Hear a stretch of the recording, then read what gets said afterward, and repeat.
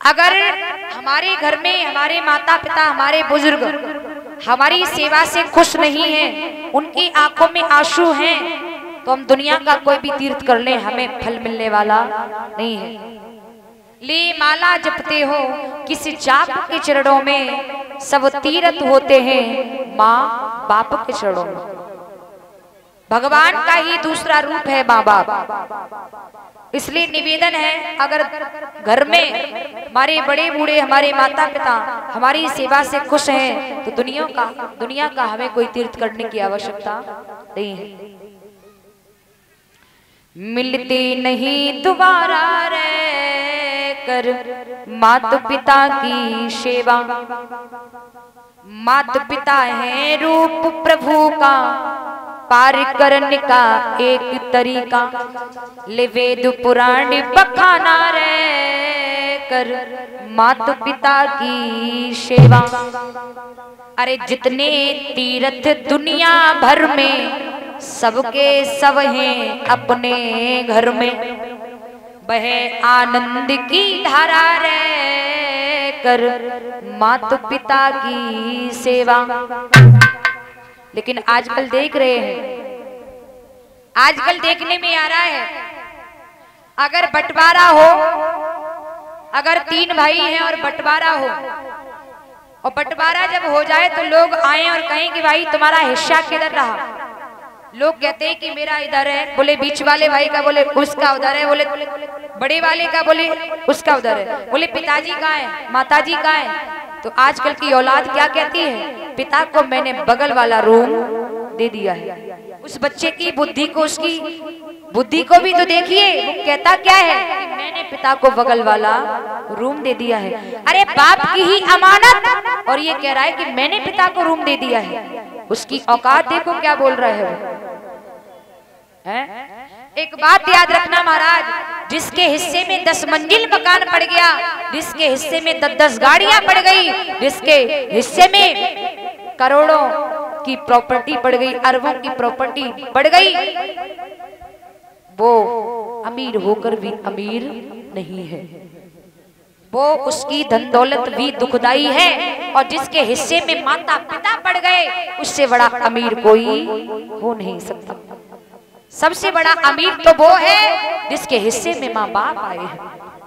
एक औलाद अपने माँ बाप का कर्ज अदा करने के लिए एक नहीं 1000 जन्म भी रखे, फिर भी वो औलाद माँ बाप के कर्ज को अदा नहीं कर सकती।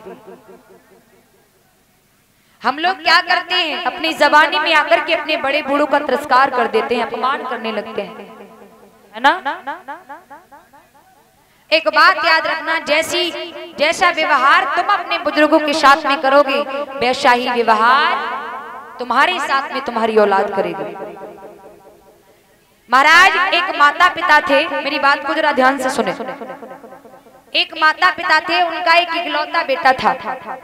उन्होंने अपने बच्चे की शादी कर दी, घर में बहू आई, भगवान की कृपा से उस बहू से भी एक बेटा पैदा हो गया। लेकिन बहू से बेटा पैदा हुआ तो माँ बाप जो थे वो थोड़े बड़े बूढ़े बुजुर्ग होने लगे, और आप हम सभी जानते हैं कि बुढ़ापे में खांसी खुर्रा तो हो ही जाती है और तमाम बीमारियां लग जाती हैं। अब क्या हुआ, और आजकल क्या है, बड़े बूढ़ों को अपने नातियों से बहुत प्यार होता है नहीं। कई बार जाएं, अगर इतनी भी चीज कोई खाने की मिल जाए तो खुद नहीं खाएंगे, कुर्ता की जेब में धर के लांगे, ये मैं अपने नाती को दूंगा जाएगा, लावे के नहीं, बा बा बा बा और ना ना। बिटिया को लल्ला कहवे नाना, और लल्ला को लल्ला कहवे बाबा। बाबा नाना में फर्क कितना है। बेटा का बेटा कहता है बाबा, अब तुम बाबा है जाओ, तुम्हारा कोई काम ना है। तब तक बेटी का बेटा आता है, कहता है नाना नाना नाना, आप बाबा नहीं हो ना, मैं हूं ना, आपको बाबा बनने की जरूरत नहीं है। वो कहता है नहीं, आप बाबा नहीं बनना, नाना मैं हूं ना, आप बाबा नहीं बनना। कितना फर्क होता है। तो वो बड़े बूढ़े कहीं जाते थे, इतनी भी चीज मिल जाती अपने नाती के लिए लेके आते थे।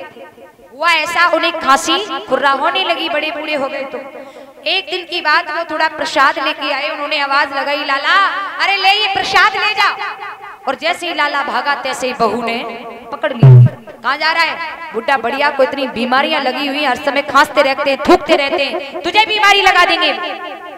और जैसे ही बहू ने पकड़ के बच्चे से ऐसी बात कही, बड़े बूढ़ों ने दोनों ने सुन लिया। उन्हें बहुत दुख हुआ, बहुत पीड़ा हुई, बहुत दर्द हुआ। अब भैया धीरे धीरे उस पत्नी ने क्या कहा अपने पति से, अजी सुनते हो? बोले हाँ। ये बुड्ढा बुढ़िया को इतनी बीमारी लगती जा रही है, मुझसे इनके खाए हुए बर्तन साफ नहीं किए जाएंगे, मैं भी बीमार पड़ जाऊंगी, मैं भी बीमार पड़ जाऊंगी। बोले क्या करूं? एक काम करो, मिट्टी के कुम्हार से कहकर के मिट्टी के 5 बर्तन तैयार करा लो बुड्ढा बुढ़िया के लिए। अब भैया बुड्ढा बुढ़िया के लिए मिट्टी के 5 बर्तन तैयार करा लिए गए। अब तो बुड्ढा बुढ़िया को मिट्टी के बर्तनों में भोजन दिया जाता है। उन्हें बहुत दर्द हुआ। एक दिन की बात, वही बुड्ढा बुढ़िया सोची सोच में, चिंता ही चिंता में खत्म हो गए। जब खत्म हो गए तो बुड्ढा बुढ़िया का अंतिम दाह कराया गया, और जिस रूप में वो रहते थे ना, उसे साफ कराया गया, धुलवाया गया, चारपाई धुलवाई गई, उनका बिस्तर उठा करके फेंकवा दिया गया। और जैसे ही वो 5 मिट्टी के बर्तन लेकर के बहू फेंकने के लिए चली, तैसे ही वो उसका 5 साल का बेटा उसके पीछे पीछे भागा।